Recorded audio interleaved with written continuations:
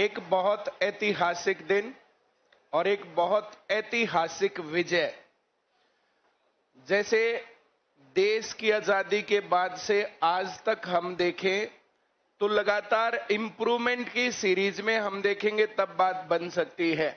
शुरुआत में तो कोई पढ़ा लिखा था ही नहीं देश में, तो जिसको पढ़ना लिखना आता था वो सरकारी नौकरी में। मेरा दादा जब हम छोटे छोटे थे बचपन में अक्सर बोलता था कि नौकरी लगना क्या, स्कूल के पीछे से निकल जाओ तब भी नौकरी लग जाते थे। अब वहां से यहां तक बात पहुंची। धीरे धीरे कंपटीशन के एग्जाम्स होने शुरू हुए, लेकिन उसके अंदर क्या चीजें चलती थी। तो लगभग ये लगा लो हमने 2008 में सरकारी नौकरी की गारंटी दी, 2009 में आईसीएस बना था, उसके बाद 2014 में पढ़ने वाले बच्चे नौकरी लग जाते थे।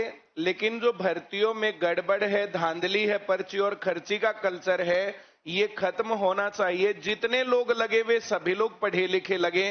तो ये लगा लो 2014 से 15 से 16 से हम लोगों ने थोड़ा थोड़ा इसके ऊपर काम करना शुरू किया था और लगभग 10 साल इस बीच में किसी भी आदमी ने कोई डिमांड उठाई हो, किसी ने बात की हो, इसके ऊपर काम किया हो, कोई भी बता सकता है। अब जब हमने इस डिमांड को उठाना शुरू किया था तो सब लोग हंसते थे, मजाक उड़ाते थे, पागल बोलते थे, बोला इनका दिमाग सटिया रहा है। फेयर सिलेक्शन थोड़े ही होते हैं।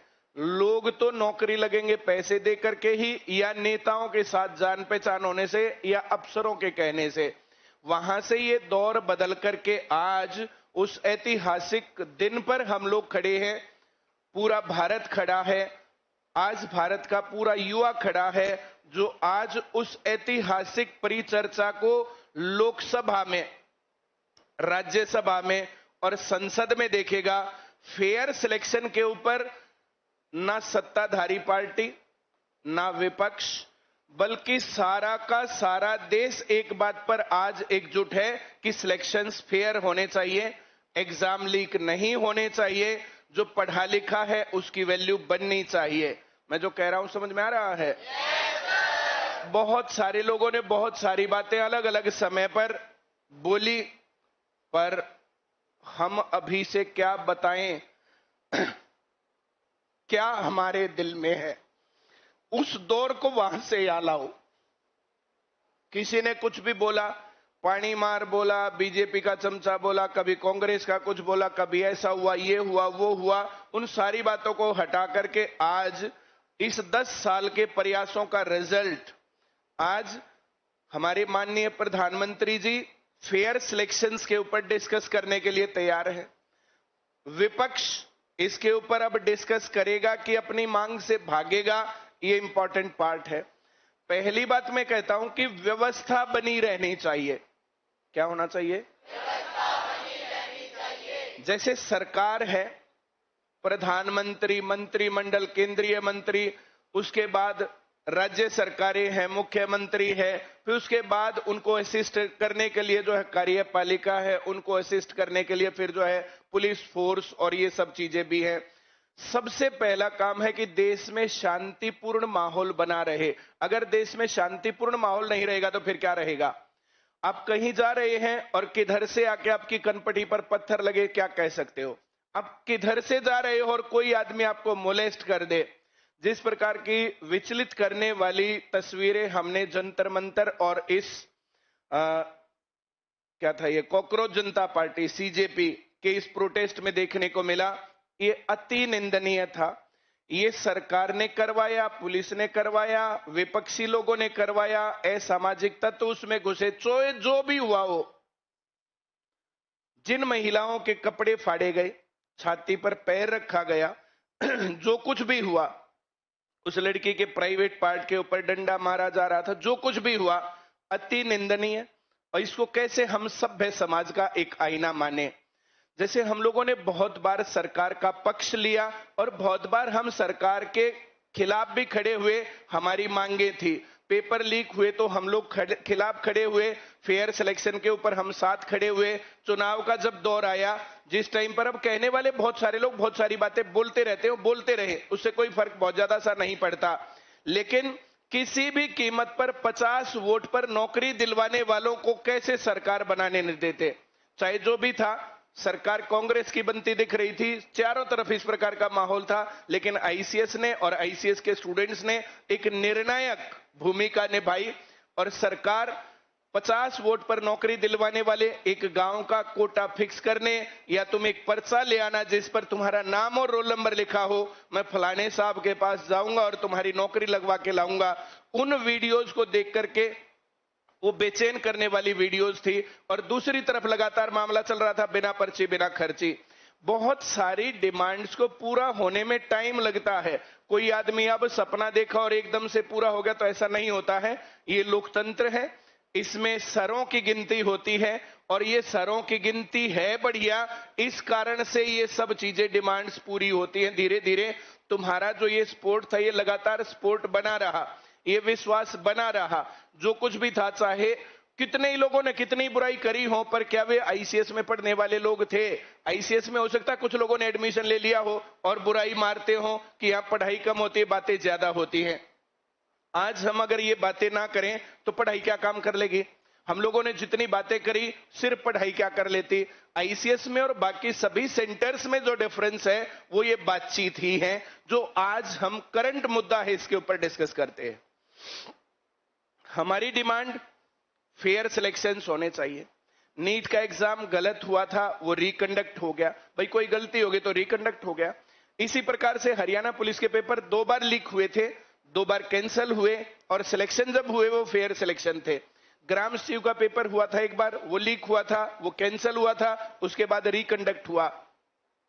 होता क्या है, माननीय मनोहर लाल जी के लिए मैंने क्या बोला कि पूरे हरियाणा को उनका ऋणी होना चाहिए।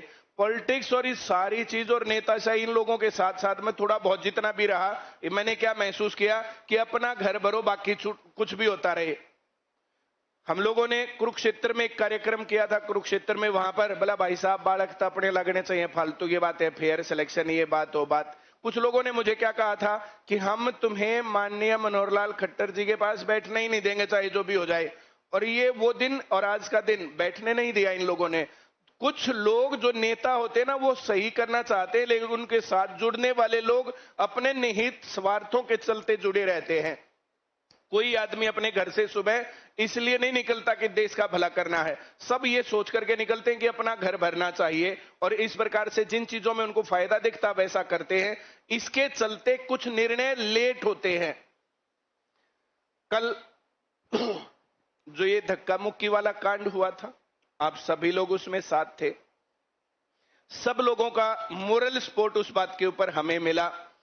अगर हम वहां पर कुछ भी गलत करते, कुछ भी जवाब देते, तो फिर मोरल सपोर्ट कहां से मिलता? पूरे समाज सोसाइटी का मिला। सीएम साहब ने कल जो है अपने आप बुलवाया, मैं जाकर के मिला और वहां जाकर के मैंने सारी बातें रखी कि आप लोगों ने फेयर सिलेक्शन कर दिया, लेकिन फेयर सिलेक्शन को इंप्लीमेंट करने वाले आज के टाइम पर तो हमारे चेयरमैन साहब हिम्मत सिंह जी, 10 दिन का टाइम दिया, 1 महीने का टाइम देना चाहिए था। करेक्शन पोर्टल नहीं खोला, कोर्ट केस के थ्रू खुलवाना पड़ा।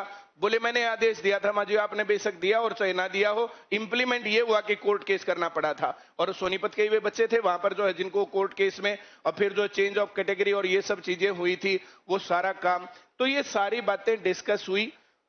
फेयर सिलेक्शंस की बात, कैलेंडर की बात, गरीब बच्चों को फ्री बस पास की बात और टैक्स फ्री एजुकेशन की बात कल सीएम साहब से मेरी कल भी हुई। उस बात के बाद जब हम घर आए, उसके बाद मैंने देखा कि सोनम वांगचुक जी ने इस बात के बाद कि संसद में चर्चा होगी, पक्ष और विपक्ष के बहुत सारे लोग उसको चर्चा करने के लिए तैयार हैं। और फिर उसके बाद मैंने प्रधानमंत्री जी का भाषण देखा, उसमें बातचीत हुई कि भाई सबसे पहली प्रायोरिटी है कि बच्चों को सफर ना करने दें, पहली प्रायोरिटी है कि बच्चों का फेयर सिलेक्शन हो। तो हम लोग जो चाहते थे 2 दिन आगे पीछे चीजें वहां तक पहुंची। इसके कारण डिले होने में सिस्टम में गड़बड़ क्या है कि सिस्टम में गड़बड़ यह है कि नीचे वाले लोग वहां तक वो सारी बातें जाने नहीं देते, फिल्टर करके वहां पहुंचाते हैं। बीच में हम लोगों ने लगातार सरकार के साथ मिलकर बिना पर्ची बिना खर्ची बहुत सारी नीतियां बनवाई, लेकिन नीचे वाले लोगों ने कि ये जब तक मिलता रहेगा तब तक तुम्हारी वैल्यू खत्म रहेगी, वो कानाफूसी और वो सब चीजें कर दी। सरकार के साथ गैप हुआ। मनोहर लाल जी यहाँ पर जो है सोनीपत में ही थे, मैं उनको थैंक यू करने गया। मैं थैंक यू सर, आपने सीईटी का एग्जाम फेयर तरीके से करवाया, फ्री ट्रांसपोर्टेशन दिया। तो उनको जो भी काना फूसी कर रखे थे, बोला तुम सामने थैंक यू बोलते हो, पीछे से गोभी खोते हो। मैंने कहा मिलने का टाइम दो, उसके बाद मिलने का टाइम नहीं मिला। लेकिन उन सारी बातों के, चीजों के, सारे प्रयासों के बाद मैं बहाना लगा के बैठूं कि वहां मिलने नहीं दिया, जो भी नहीं हुआ, ऐसा हुआ वैसा हुआ, किसी जनता दरबार में, कभी टीवी शो में, कभी कहीं पर, जहां पर मुझे वो नहीं रोक सकते थे। और चाहे 1 मिनट की, और चाहे 2 मिनट की, और चाहे आधे मिनट की, और चाहे 2 लाइन की बातचीत हुई, वे बातें मैंने उनके कानों में डाली। आज फेयर सिलेक्शन को पूरे देश के पैमाने पर 100% मान्यता प्राप्त हो रही है। आज सभी लोग उस बात के ऊपर हैं। मैं पूरे विपक्ष का हृदय की गहराइयों से धन्यवाद देता हूं कि जब युवा छात्र वहां पर बैठे थे, उन्होंने उनका साथ दिया। लेकिन आज के टाइम पर वहां युवा कितने और छात्र कितने हैं, एक बड़ा असमंजस है। डिमांड क्या कि फेयर सिलेक्शन होने चाहिए, उतनी बात हो रही है। अब अगली बात तो समय आने के बाद पता चलेगा कि करेंगे कि नहीं करेंगे, और कुछ गड़बड़ होगी तो दोबारा फिर बात करेंगे।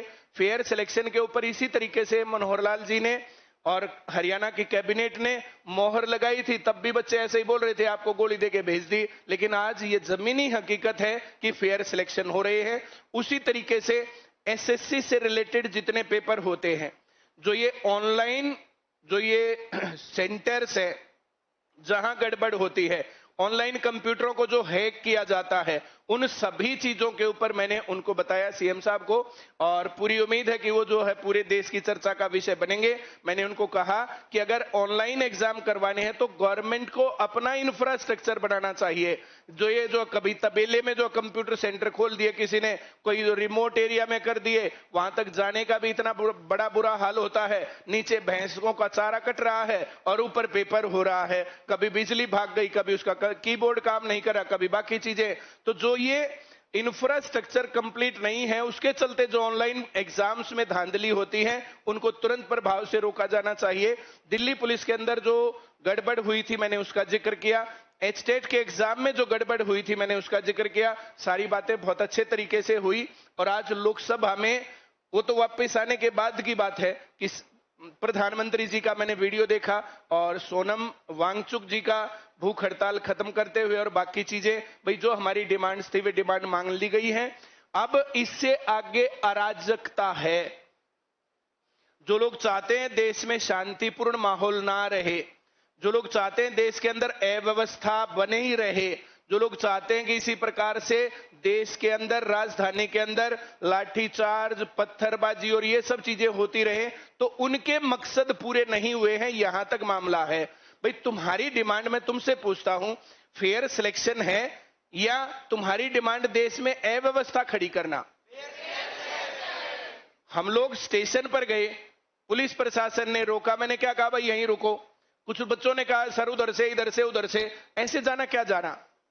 हम इज्जतदार तरीके से क्यों नहीं जाएंगे? और प्रशासन जवाब क्यों नहीं देगा?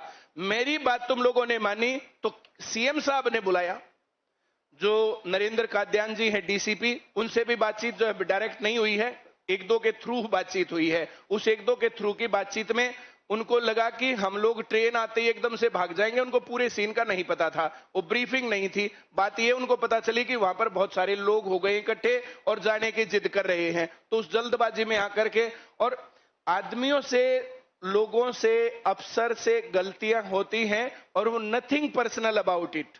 हम लोग घर से बाहर निकलेंगे तो धक्का मुक्की होगी। हम लोग जंतर मंतर पर जाते और वहां पर लाठीचार्ज और ये सब चीजें हो रही है, तो 2-4 डंडे मुझे भी पड़ते तो उसके ऊपर फिर तुम लोग कहते सर आपको डंडे पड़े, हमें बहुत गंदा लग रहा। ये तुम्हारा प्यार है, तुम्हें अच्छा नहीं लगा, ये किसी को भी अच्छा नहीं लगा। समाज के लोगों ने इस सारी बात को उठाया, इस बात को रियलाइज भी कर रहा प्रशासन। जब बातचीत हुई और कल सीएम साहब ने बुला करके उसके लिए जो है, भाई ये जो हुआ वो गलत हुआ। कल कई लोग आए, बहुत सारे समाज के मानिंद लोग लगातार कंटिन्यू आ रहे हैं। कल मैंने बताया था कि मैं, स्टेटस देख सकते थे तुम, 3:15 बजे से, और मैं 3:15 बजे क्या आज मैं सो नहीं पाया।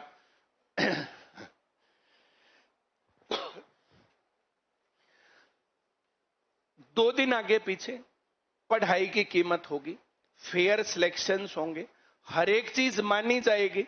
और नहीं मानी जाएगी तो फिर हम कि चले गए भाई। हम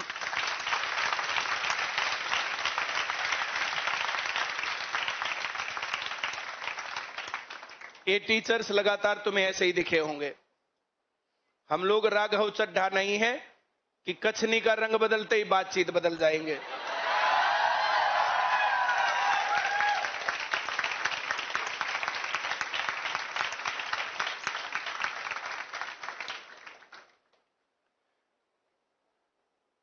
बोलना नहीं चाहिए पर बोलूंगा।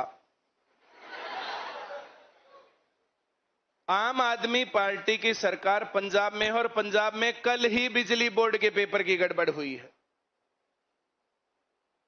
उनको एक्शन लेना चाहिए।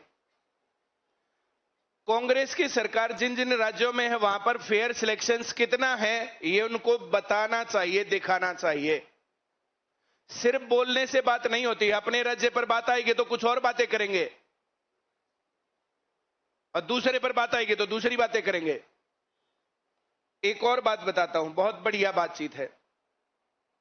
मेरे पिताजी किसान थे, ये तो पता ही है। हम खेती करते थे, भी पता है। एक दिन हमारे पास जोटा बुग्गी थी। हम इतने बड़े किसान नहीं थे कि ट्रैक्टर ट्रॉली हो। जोटा बुग्गी थी और जोटा बुग्गी में 10-12 क्विंटल की जो पर्ची होती है, गन्ने छील करके वो पर्ची डालने के लिए मैं आया हुआ था। बहुत बार मैं भी आता था। तो जोटा बुग्गी में लेकर के मैं यहां पर आया हुआ था और शुगर मिल खराब हो गया। और शुगर मिल 10 मिनट 20 मिनट आधा घंटा खराब हो जाए चलो चलता है। उस दिन वो थोड़ा सा लंबा खराब हो गया। अब लंबा खराब हो गया तो कंटिन्यू किसान आते रहते, वहां किसानों का जमावड़ा हो जाता है। अब पशु आया, वहां पर जो उसको रिताया, वापस अपने घर गए, इतना सा काम होता है।